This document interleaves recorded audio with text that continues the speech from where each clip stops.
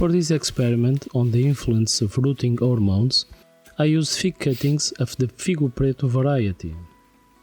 This variety is also known as Violeta or Black Madeira, and it has a reputation of being a bit difficult to root. The young, one-year branches, freshly collected from the tree, were cut into several pieces with at least 3 nodes each. I try to maintain the individual cuttings with a manageable size of at least 6 inches each. I also try not to leave too much empty wood above the first bud and below the last one, so I trim the cuttings as needed.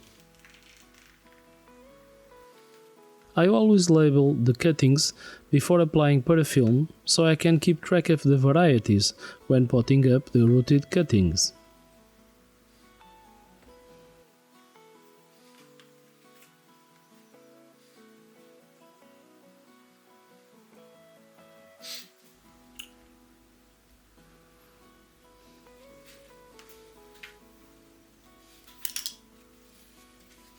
Applying Parafilm is a key step when rooting cuttings, as its use prevents several problems.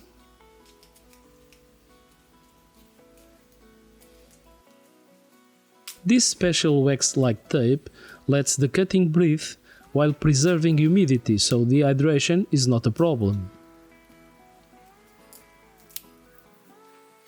Parafilm also keeps fungus spores away from the cuttings, so if mold develops inside the rooting box, the cuttings are usually unaffected.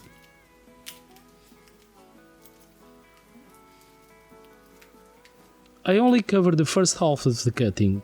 The part that will be inside the rooting medium is kept free from the tape.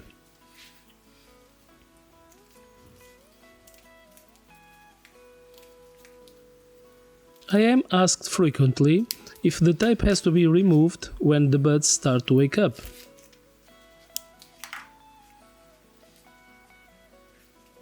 This is not necessary, as this material is not a normal plastic tape.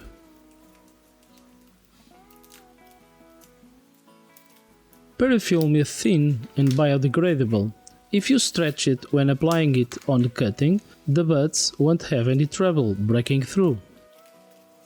Be careful when wrapping cuttings that have buds on the tip, but cover them with a thin, stretched layer of tape.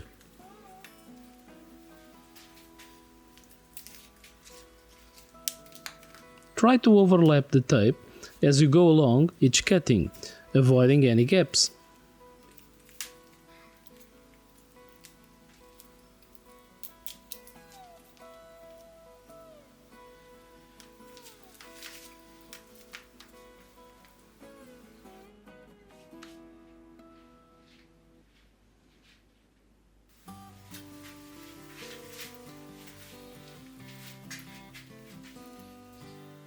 Injuring the cutting tissues near the last bud helps in the development of roots.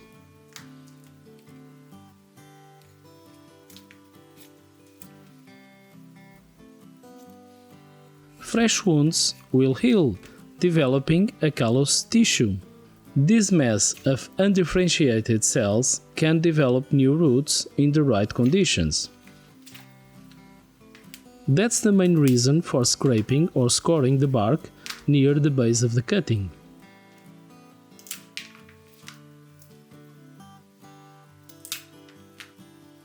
I also like to make a fresh cut at the end, so the last node, where the meristematic cells are located, is near the base of the cutting.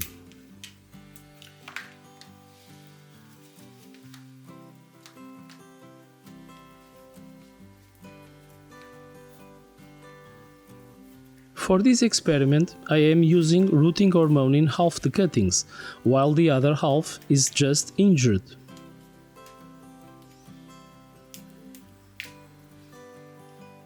The fresh cuts or scrapes expose more area of cambium, so the hormone can reach them with ease.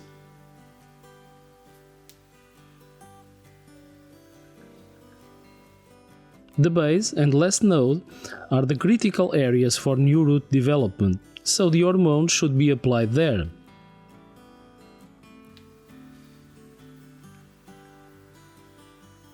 Even with gel-based products, the cuttings should be allowed to dry for a few minutes.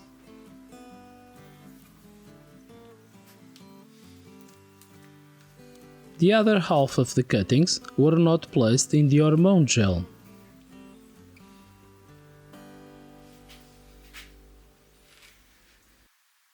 All the cuttings were placed in the same routing box with the same routing medium.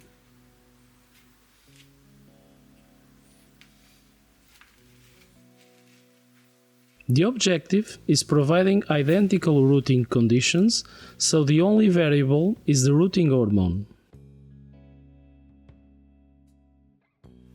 The cuttings dipped into the hormone were placed in the bottom row of the box.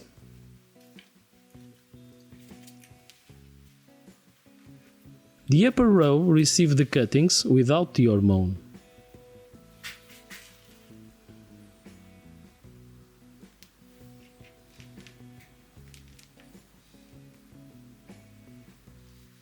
All watering during the routing process was done exclusively at the base of the cuttings. The idea was trying to maintain the same amount of humidity near both rows of cuttings. The cuttings were placed inside the box in the beginning of November. The box was maintained at roughly 70 degrees with bottom heat. These are the results of the original batch of cuttings after 48 days.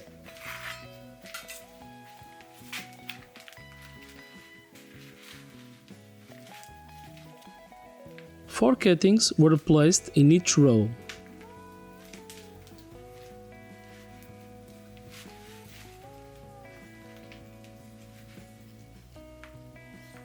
Only the bottom row had the routing hormone.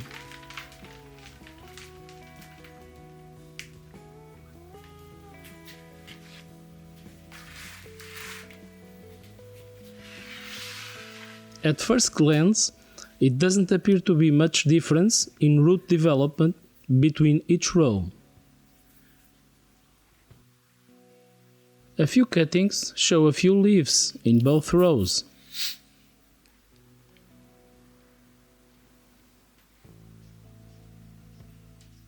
I usually remove the cuttings a couple of weeks earlier, so the roots don't get so entangled.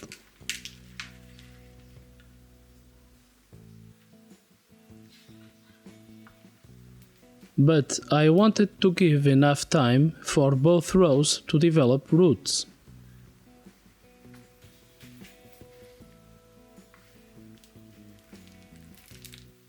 These four cuttings on the right were the ones dipped into the routing hormone.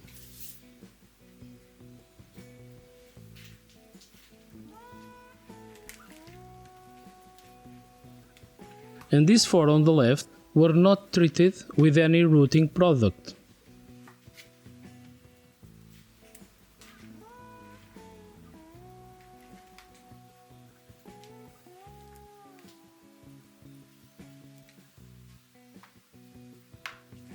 The root development in the untreated cuttings seems excellent.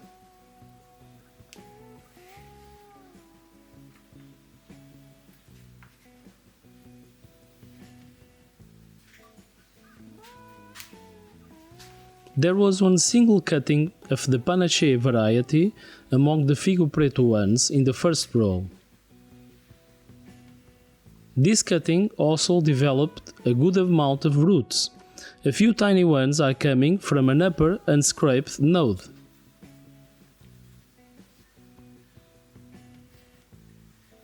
This other cutting is showing roots coming from the callus at the bottom and just a few from the sides of the cut area.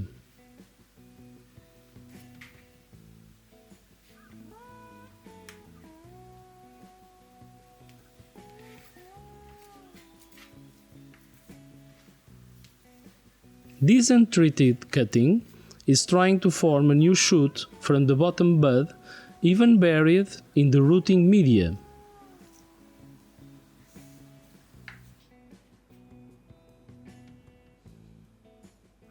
These other 4 cuttings are the ones that were treated with the rooting hormone.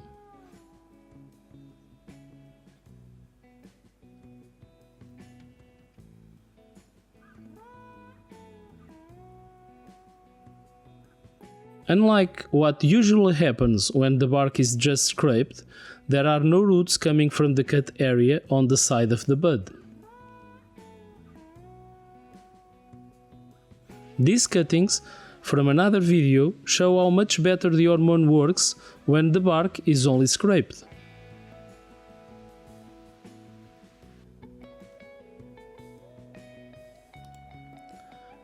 Scraping the bark will retain most of the cambium layer, allowing the hormone to influence more of those tissues, which didn't happen here.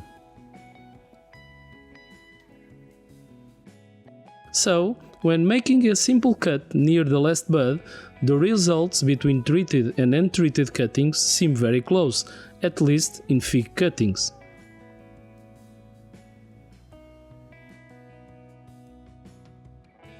In conclusion, if you don't have rooting hormone, use this approach, give the cuttings a bit more time to root, and you should have good results.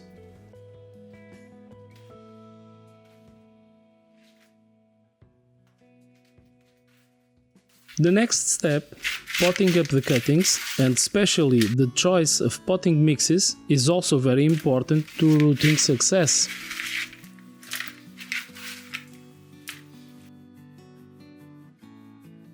I prefer to use a blend of good potting mixes that are rich in nutrients.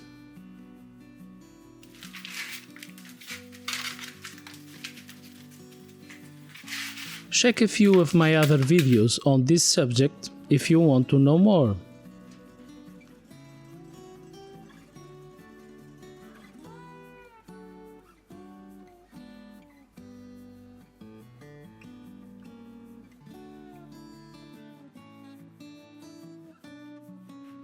Whatever the potting mix you use, avoid excessive soil moisture or the roots will rot.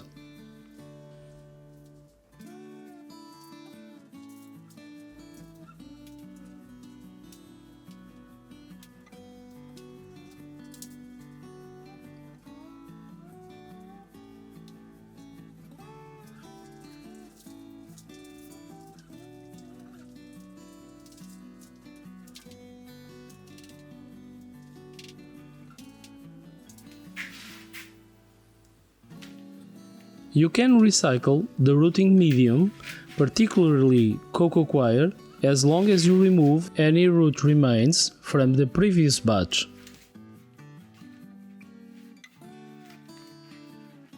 Failure to do so will result in the development of mold that will feed on those decaying root tissues. Thanks for watching. Like, subscribe, comment and share the video to support the channel. Click the bell to receive notifications of new videos.